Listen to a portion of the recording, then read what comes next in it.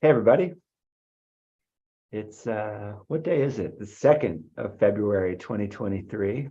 And we're here for Emergent Strategy Book Club, brought to you by Locks Inc., Gimbal Labs, and friends. And we just met yesterday, near the end of my day.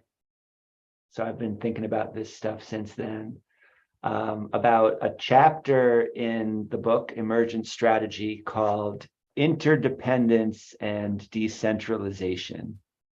And I just want to reiterate my delight at seeing these two words put together. It really felt like a big aha moment for me when I saw just the title of this chapter, setting aside, the rambling nature that we talked about yesterday, and we can return to that point. But as soon as I saw the title of this chapter, I recognized how many times I've said the word decentralization in the last 2 years. And that's in stark contrast to how few times I've really, properly talked about interdependence. And so I'm so excited to see these two concepts in the same place.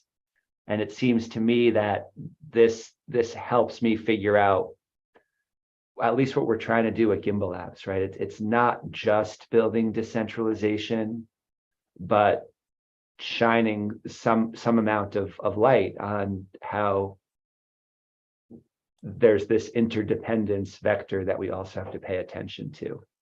And so I've had this picture in my head since yesterday. What happens when we compare these two as if they're variables? So I just wanted to share that as an opening reflection. And I'm wondering if anybody else has been thinking about the coexistence of these two things. Do you see them as distinct vectors? Have you had your own thoughts over the last hours since we last met? What's everybody else thinking coming into this meeting today? Dan. Looking at that graph that you've, if you put United Vision on the vertical axis and trust on the horizontal axis, it's the trust needs to be inverse. So the less trust required, the more decentralization, if that makes sense. But the vision, a united vision, leads to interdependence. Did any of that make sense? It did. I need to look at the picture too. Am I drawing the picture right? United vision is one axis and trust is another. Yeah, but I was looking at them from the hang on. From that, can you see where I'm pointing at the moment? The original picture. Yeah. I think the interdependence and the decentralization should remain. It's labeling the axes of the so a united vision, the more of a united vision, the more interdependence, and the less trust, the more decentralization you have, or the more trustless environment, the more decentralization you get.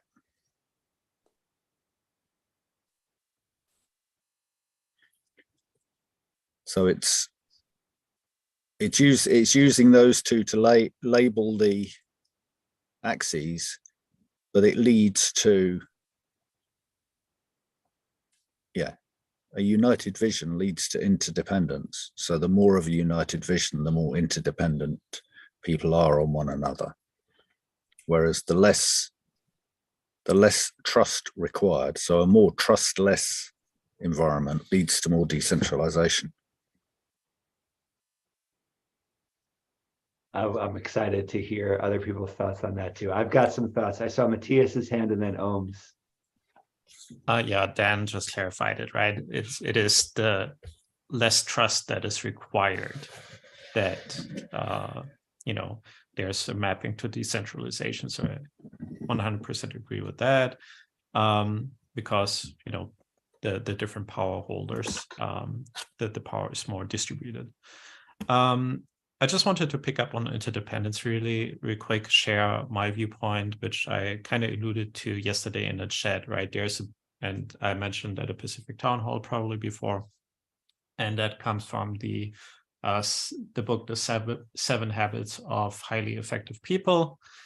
There's really a progression, right, from being dependent to wanting to be independent and then to interdependence. And I bring it up because there were voices which are valid.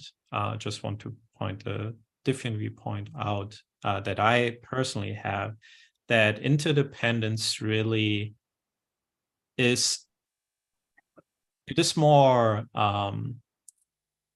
valuable in a sense if you can be independent, if you've made that step through independence. Knowing that, okay, competition, we might have been socialized into that view. And actually, the author talks about a lot of socialization. I know there was one criticism I picked up on those hints. But this is very, very powerful because just like, and those are Mahatma Gandhi's words, or rather a rephrasing of his words regarding nonviolence, is that nonviolence is truly only meaningful if you have the capacity for violence. If you don't have that, and again, his words, you are a coward. So there's really a devaluation happening of nonviolence if you do not have the option of the alternative. But you choose to work for the more collaborative, the win-win approach, even being, thinking about your enemy, right? And similarly, interdependence to me is seeking those win-win solutions, those collaborations, understanding that, this is something bigger than just the sum of its parts. And that only can really happen if everyone has autonomy and has a possibility to be in a position to, like very Americanized, like screw you all, I'm my own person here, right? Fuck everybody else. If you have the capacity to do that and still build stuff, great. But you can really only build the next and this is where United Vision comes into place again, as Dan pointed out eloquently. This is where the magic happens. So I really wanted to point it out that there's a progression. I think that's a beautiful point, Matthias. And I think that's one of those things where people are not willing to think. Like it's much more easy for a lot of people to react negatively to Jordan Peterson, but Jordan Peterson says exactly what Gandhi said. You have to know yourself as a violent and powerful person and choose not to exert that power, not to exert that violence. And whatever we think about the current generation that hates Jordan Peterson, like they don't understand the roots of what he's saying, where they come from. And it's been a fascinating thing to observe over the last 5 or 6 years. I'm sorry, I'll be quiet. There's a couple of hands up. I see Ohm and Dan next.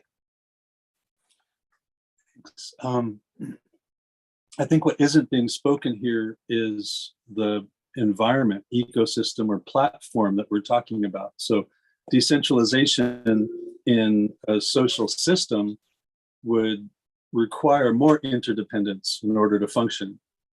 Whereas when you're centralized, then only very few objects are interacting and everyone else is at the whim of that. So now we have government and bankers. So when we're completely decentralized, we're completely interdependent to get anything accomplished. So I think we need a space within which that's taking place to make sense of this whole question. But I agree with the sustainability zone part up there, because in any environment, when you have absolute decentralization and complete freedom of interdependent relationships to grow and be created on their own, then that system is sustainable because it can change and morph. I think we get into real trouble when we start to design interactions and create chutes for these things to occur in. Thank you. That's really good. Thanks, Dan. Yeah, I was listening to what Mateus was saying, and it reminded me of the Latin quote, "Si vis pacem parabellum." If you want peace, prepare for war. So it's you, in order to have peace, you have to have strength. Otherwise, you're perceived as weak and people attack you.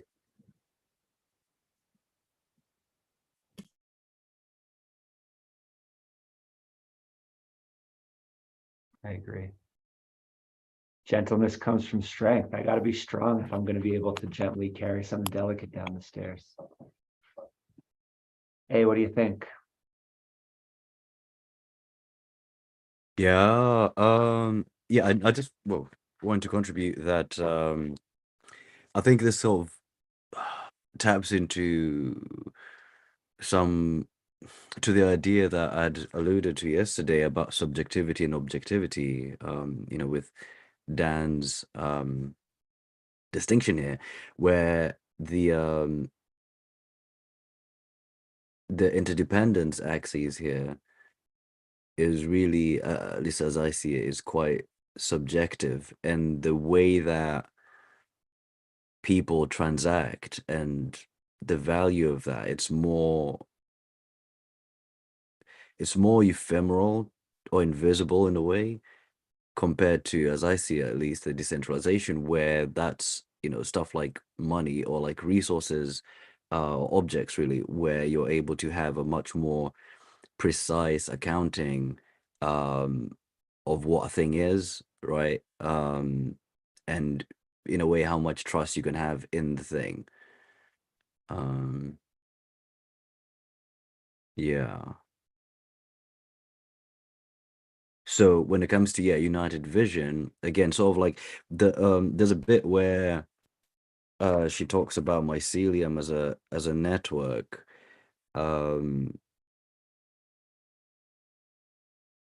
And I liked the idea that she mentioned, which actually I wasn't aware of. They propagate information, including of like toxins or sort of toxic material around and stuff, from what I understood to be saying.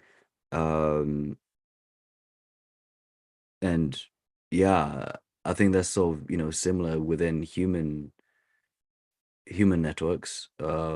We through gossip like protocols.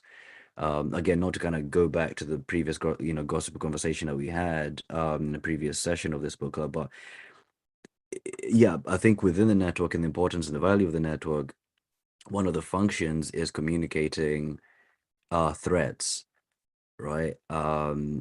Because in doing so, then that actually creates a bunch of value. And yeah, actually, on one quick last point that on the same kind of page, actually, this is on page 84, pretty early on in the chapters. There's a mention, because we're talking about war. There's a mention of the geese migration behaviors, and in there it's mentioned that if if a goose gets injured, two others will stay behind to back it, basically, until it recovers or until it dies, and then they rejoin the flock. I think there's something, I don't know, to be observed there about the resilient nature of a network, and in a way some responsibility of a subset to sort of be the was it coagulating, whatever the thing for blood clotting agent is, kind of thing, to step into place and help the self-healing kick into gear.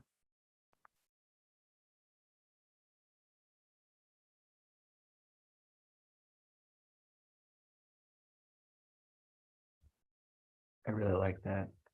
I got a few follow-up thoughts for you, too. First, I see Harsha. I just wanted to bring up the idea of mother systems when it comes to interdependence, because by mother systems, I mean systems that we depend on, but they don't depend on us. For example, the sun is a mother system. Earth is a mother system. Our own mother is a mother system. So I was just wondering where these kind of systems play a part in this scenario.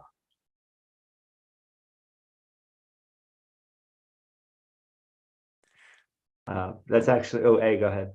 Yeah, I'll try to be quick here. It's interesting because that particular concept of mother systems, I've never heard of that. I've heard of keystones within ecosystems, which I feel like we've spoken about previously, where Harsha, in reference to our own mothers, like, yes, we depend on them when we're younger, but ultimately once we're older, then that flips, right? Where then our parents, mothers included, then depend on us.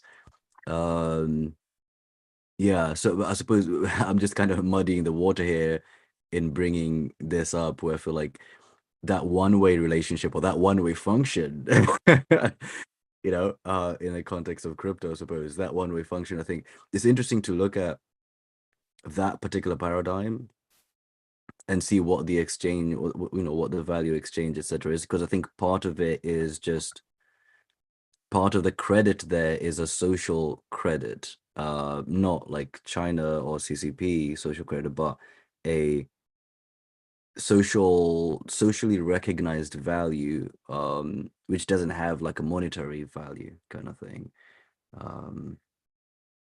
Piotr, no, we're not working on creating a book. We are discussing this book, Emergent Strategy by Adrienne Marie Brown. Oh, okay, gotcha. Yeah, I was wondering because it's the first. I mean, I saw this event many times, and I decided to just chime in and see what you guys talking about.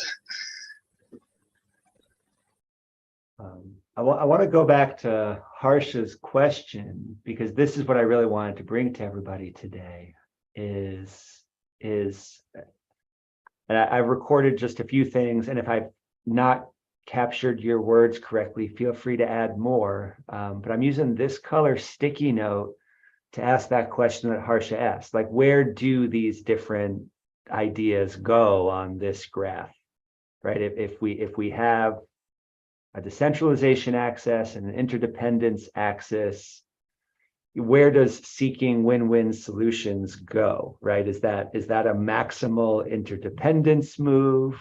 To what extent is that decentralized? To what extent do we need to better clarify what the heck that even means in the first place, right? So like, even where would you put subjectivity on this graph? Well, first you would have to define how you're talking about subjectivity, what you mean by that word, right? So I am curious, like, where, if you're in the Miro, feel free to start moving stuff around. Here's the link for anybody who wants to jump in. But yeah, where can we put these and other concepts on this graph is part of what I want to look at today. And as we think about that in the background, I saw that somebody marked this the sustainability zone. Is it obvious to everybody whether this top right quadrant is the desired state? Do we want to maximize both of these, or is the desired state elsewhere on this graph? I'm curious about that too. Any thoughts? Feel free to jump, like I said, jump into the Miro, move stuff around if you want to, but also any thoughts on where different items here go, or if we need to rename anything. I'll just quickly point to the social credit system. I think it would be in the lower left quadrant as a yeah, because I don't think it's 'cause I think it's more centralized, but I don't think it's quite interdependent. Depends on what we're trying to do also. Are we talking about a system for social functioning? Then we have to have some level of interdependence. No, okay. The importance of language here. So whenever I see that, right, I think of what the CCP is, currently doing, and to me, that is really not interdependent and quite totalitarian, and yeah, exists in the bottom left, I think. But yeah, again, the importance of defining, as James said, even the win-win situation. Like, what comes to my mind is the expression "fair is where you end up." Right. So, in that case, it depends on, both parties and what their perception of what they believe to be fair, even if in the eyes of others externally, they might perceive where the two parties ended up as being, as one being unfair to the other. And also, I think it's important to understand that within the context of that value exchange, things are going to be very different, right? Some might be objects, it might be object heavy, or it might be sort of subject heavy in terms of the particles or the atoms within which the value exchange is happening. Yeah. Yeah. Actually, one quick thought that came to mind that I think is relevant here. I think when we talk about debt-based societies, and this idea of, like, pushing responsibility, sort of elsewhere, there's something to be said for, again, sort of intangible and tangible and intangible goods. I suppose that's sort of like one of those things. Sort of, and depending on some future point where we're not even sure whether those promises will be kept, or whether productivity will be able to match up to all the debt that has been incurred previously, and so on. So it's important from a mother systems standpoint that we sort of look at different scales, right? Because the book talks about stuff being similar, but like on different scales. So, like, as a society, if the equivalent of the child-mother relationship is unhealthy, I think that's possibly a place to look into, or some thoughts and conversations ought to take place there, where, yeah, if it's too parasitic, then we ought to think about it, because, again, like, within the same chapter, the idea of parasitism, and that being important or value, but it having a particular threshold beyond which it then becomes destructive, right? So yeah, I think that matters from a tokenomic standpoint as well. So we're trying to figure out how to create metrics or something. That's it, dude. I want to bring this conversation towards tokenomics by thinking about, like, if there is some, like, if maybe we all have our own, like, desired zone on this board. Like, you can all imagine that you would draw it somewhere, wherever yours is. But if you can imagine, like, some desired zone on this graph, and then you compare that with current state, is there any sense in which tokenomics helps us move from current state to desired state on this graph? And I'm really excited to carry this idea around with me for the next few weeks, and maybe to see if it leads us anywhere. I think you reach absolute freedom as you move out along the line of decentralization. Like, when everybody's an independent, unique object, then you can do whatever you want. You can group people together how they please. They can group themselves. An agreement between two people can be just between those two people and nobody else has to have an influence. Or if people want to collectively gather and group together and their security is protected on the individual level, then as a group, they're also protected. Okay, so I don't. I'm going to try to say this well. And Uh-oh. here's the thing, right? You know, we, you know, just to reflect back to what was just said up there, you know, like you have to be independent before you can consciously engage in interdependence, right?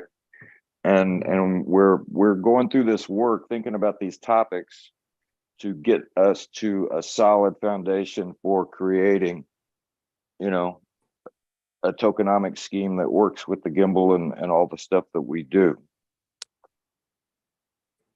But this group is, and this is just my view, and I think it's James's fear and what he wants to work away from this group, you know, like, can we go on if James just walks away? Or, you know, God forbid he's in a car wreck, right?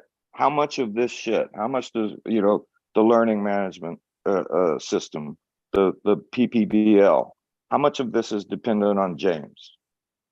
You know, and in my view, it's a scary amount, in the sense that, you know, if he walks away, you know, can we do this?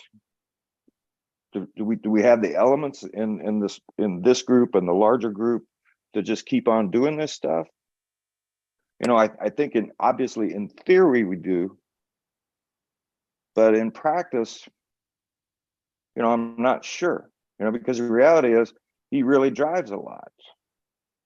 And you know, like, I don't know how much slack I could pick up if he goes away. And so, you know, like, I believe that a true tokenomics PBL course, a true tokenomics implementation, you know, from this work isn't really going to happen until we get away from that dynamic that I just described. And I'm what I would love to hear in response to me saying this is a bunch of y'all saying, no, it could go on because this and this and this, because I want to know that there's elements out there that are strong enough and assertive enough and motivated enough to say, oh, hell yeah, we could do this without James. That would be like great. But I'm a little bit worried about that part. And I know that in the past, James has talked about that concern himself. So I'm just throwing that out there.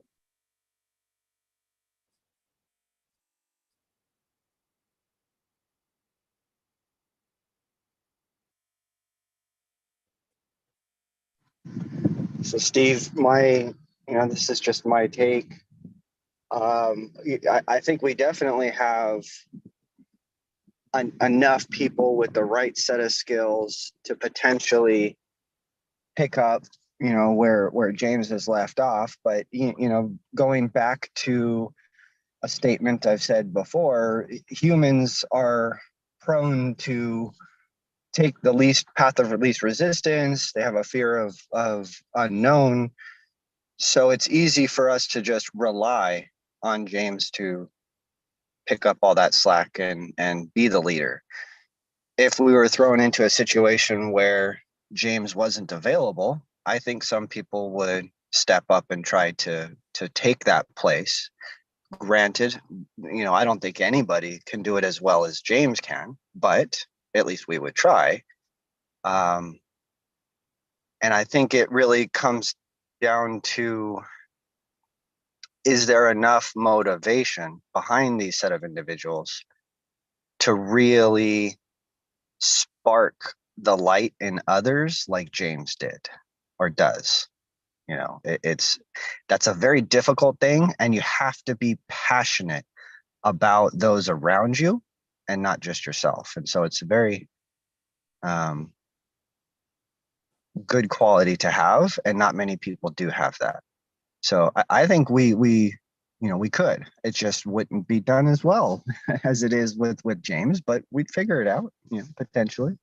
James has really created a lot of many Jameses by having this type of community, by teaching us how to teach others, by teaching us what's right and what type of logic should you be thinking of when you're trying to pursue your passion. I'll stand down on my soapbox now.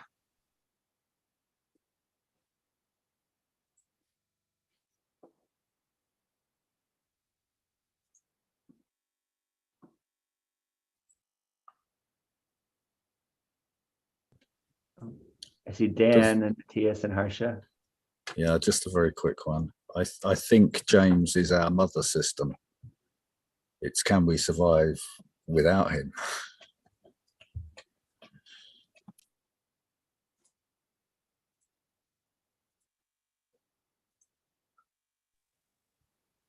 I'd like to take Curtis' place on the soapbox for a moment and recite a quote from the book on page 100. If you are in a leadership position, make sure you have a circle of people who can tell you the truth and to whom you can speak the truth. That was the most important part for me reading this chapter, my key takeaway. And it speaks to community, but really in a way that almost acknowledges that true decentralization is very, very hard to achieve. And to your point earlier, do we actually always want to achieve that? It's debatable. But I do believe that there is the possibility to build redundancy. It is, and funnily enough, actually, the corporate world has really good examples, procedures, processes, case studies, how to plan for, the continuation of whatever the vision of a corporation is. Because I unfortunately think that sometimes we demonize a lot of entities without acknowledging that these entities, even though the law sometimes is funny, especially US law, ultimately all organizations, at least for now, including corporations, are made of people.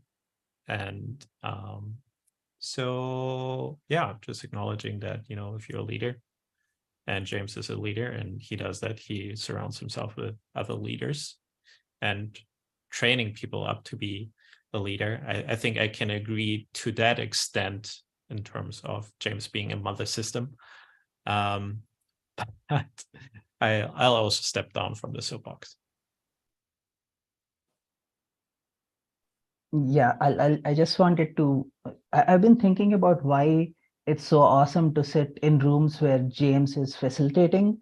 And my biggest takeaway is that he makes everyone's voice heard. And like, even if someone else steps in instead of James, if we can make everyone's voice heard, I do think we can still go on without a specific mother system in place.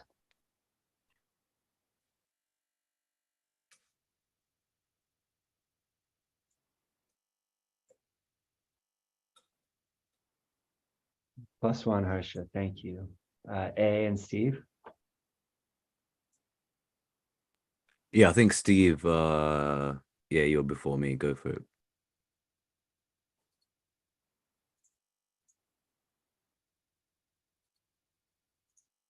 Well, I it's been a question on my mind, since I don't know, when it was a long time ago when James said, like I don't want to lead this. I want this to be a group thing. I don't want to decide. I don't want to be the decider was like the short version of some of the early statements he was making in some meetings when this really started rolling a year or so ago.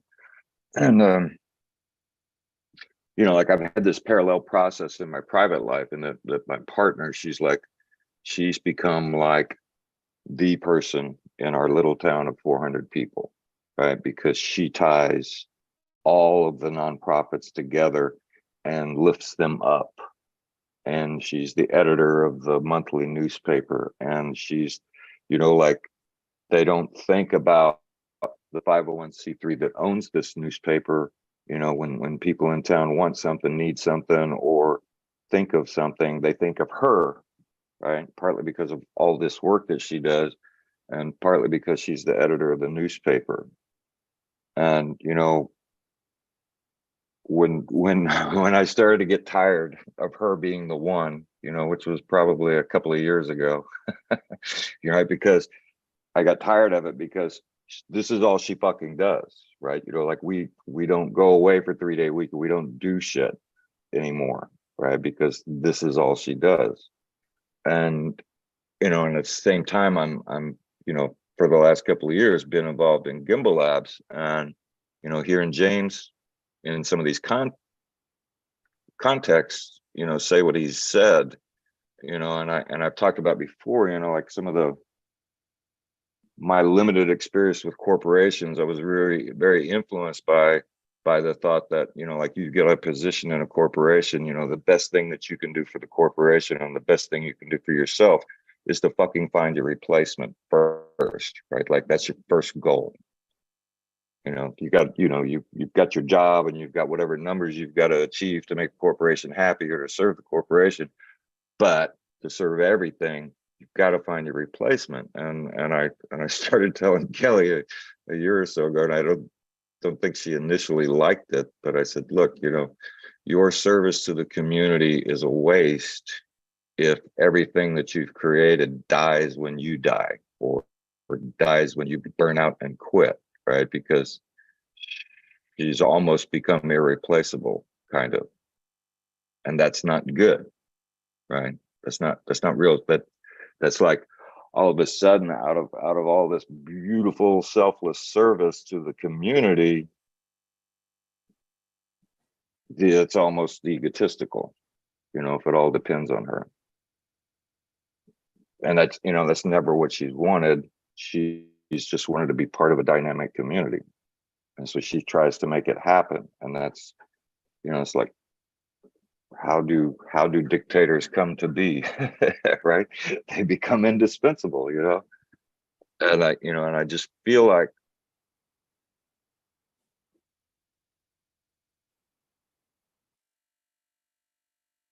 like I've never met anybody like James, right? And he's like all of us are unreplaceable. I mean, we really are. There's that unique thing about everybody. And yet, when we talk about these systems and everything, we really have to think about this. We really have to think about this. So. Cool. I think we're coming up close to the next best steps time. James, did you want to say something, or? You can go first. All right, cool. Man, I'll try and be as succinct as I possibly can. A number of points here, but the first one of which I'll just sort of quickly douse water on the James Appreciation Parade. Page 97, Confessions of a Charismatic Leader in Recovery. There's also the danger in our culture that because a person is called upon to give public statements and is acclaimed by the establishment, such a person gets to the point of believing that he is the movement, a quote attributed to a one Ella Baker. I think it's important to, you know, to appreciate and understand that, like Elon Musk, for example, there is something of having a stake in the skin in the game, right? Having something at stake which helps from a value creation standpoint, but then the inertia gets to a point where that you know, can possibly become detrimental, right? It's like the Dark Knight quote: you either live yourself long, you either die the hero or live long enough to see yourself become the villain. I think that really epitomizes this sort of dynamic or this evolution and sort of growth. And so in think about this, I think what this presents is for us a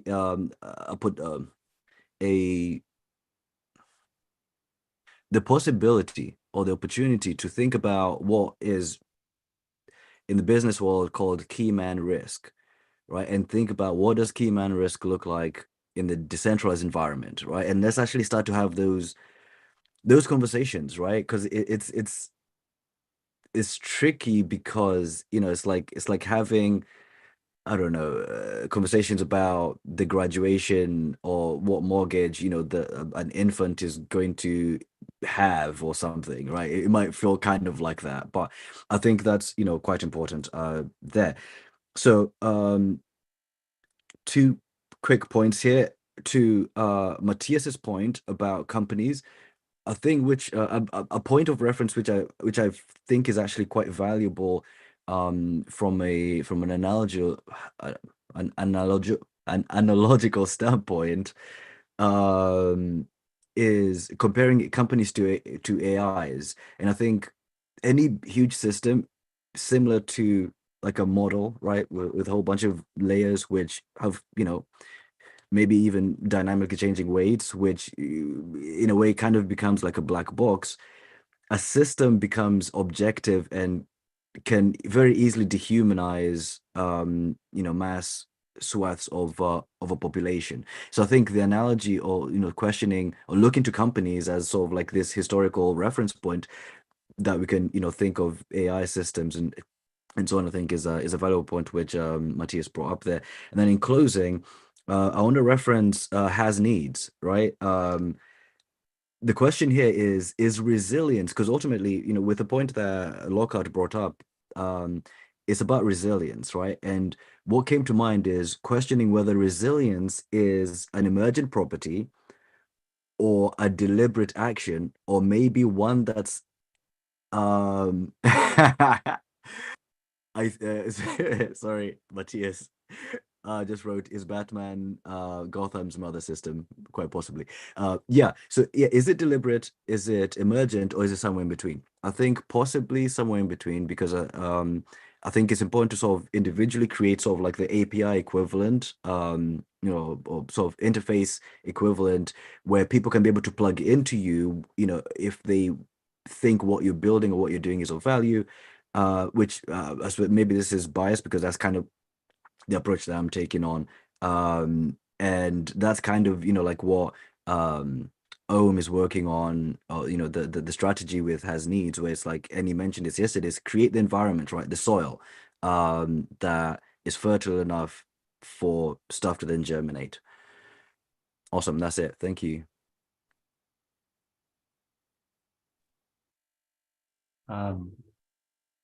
Well, thanks. That conversation made me sufficiently uncomfortable, and I appreciate you all.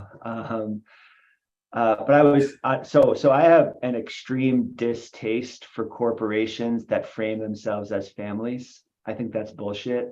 But I was thinking about family as we were talking about this, in that, for me, part of what defines a family is, of course, we would be forever changed if any one of us disappeared.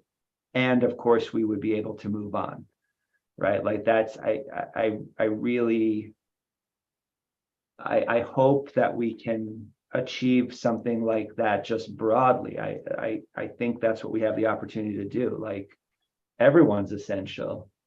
And of course, we have to stay on mission and vision without them. Let's get there. And when it comes to next most elegant steps, What I would love to see is that this conversation helps shed some additional light on the power of a student learning target written the way we've been talking about it in PBL planning. The first two words, I can. Every time somebody comes through Plutus PBL and they look at the objectives of what's going to happen, the first two words their brain is saying is, I can, right? And that's going to be so baked into everything we do that even if people struggle to believe that about themselves at first, because our world is constructed in a way that is made to make people doubt themselves as much as possible, to not believe in their own agency, to not believe in their autonomy. If we could move the needle on that just a little bit, I think we're going to be really proud of what we do. We all have a map of the world's problems in our heads, and I hope we've all done the work of tracing back those problems to their root causes.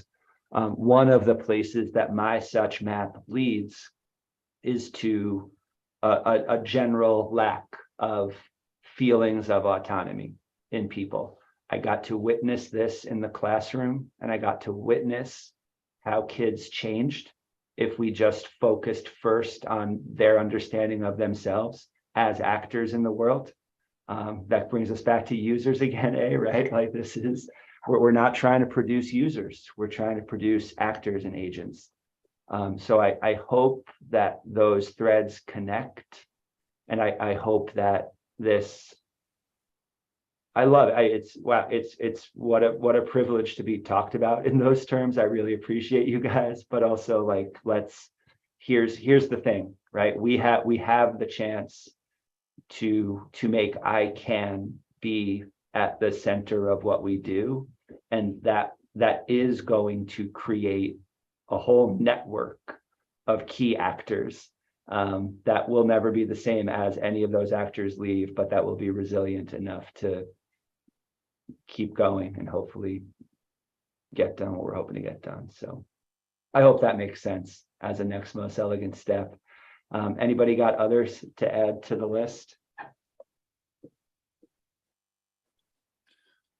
Well, as a parent, James, I think you know how important integrity and truth-telling is. And I feel like that sense of I can, that comes from that sense of belonging in the world and having a place in it. And I think paradoxically, there's something really important about being able to state what you did cleanly and honestly, good or bad, and that parental reprisal is more limited when the kid's telling the truth, regardless of what they did. And I feel like we have the opportunity to build systems that involve truth-telling and establishment of you being there. And once you're telling the truth about yourself as an entity, and everyone else is also, now you're in kind of a more equalized playing ground. And that's another thing I really wrestled with a lot for Has Needs was getting down to the nitty-gritty of like what's most important in a survival situation and in life, is to be able to be equally valid to state what you want and have every need that you have equivalent to everyone else's in terms of the playing field like that. So I think as next steps, we might actually start talking about a platform, a way to encapsulate these ideas and something to actually have as an outcome, as a maybe. But I'm biased. It really feels like we're moving there. That's really exciting. Yeah. Matthias. I agree. We'll probably move by the latest, I would say in March, to more actionable items. What we're gonna, how we're gonna use this knowledge and build something great. I have a suggestion. So I'm not sure if James, after this call, might have some existential fear or not. I hope not. But in any case, thank you for facilitating once again today, James. I would like to, open up this space once again, because next week we talk about nonlinear and iterative, the chapter. Those spots are still open, so Ooh, please good reminder. put yourself down there. I feel comfortable facilitating the resilience and in creating more possibilities chapters, but I only put myself on resilience. I'm sure there are others that have great insights and ways to facilitate that meeting. But yeah, please put your, I'd invite you to put your name on there and facilitate the conversation. Thank you. That's a fabulous reminder. Thanks for that, Matthias. And I will formally refuse to facilitate this one. How's that sound? That sounds great. Thank you. All right. Guys, thanks for this session. I do think we will be revisiting this conversation. Let me rephrase that. I know that I will. I'm excited to think about this as a starting place when it really comes to tokenomics, action steps, building things out. So exciting frame for the conversation. And yeah, it does feel natural to be starting to drift towards actions. And Om, we're building the pieces for you. I got to bring you into the LMS conversation because it might be a lot in common with has needs. So more to come. I'm so sorry. You know, I'm sitting up here ripping my hair out. Trying to this is why I'm doing it. we've been in a laboratory for a long time, Oh, and we're starting. So to have gratifying. Yeah, it's and with this groundwork. Yeah.